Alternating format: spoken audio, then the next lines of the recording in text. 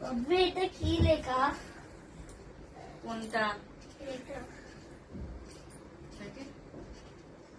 তুই তো জানিস আমি ফোনে ছোট ছোট লেখা বুঝতে পারি না। কি লেখা আছে? রহস্য। আর ভিডিও করছে, রহস্য করতে এসেছিস আমাকে? আমি লিখতে পারি না বলে?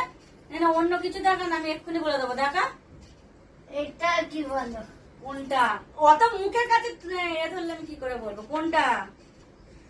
এটা ওইটা 80% আছে। আমি কোনটা বলো, তুমি কোনটা বলছো?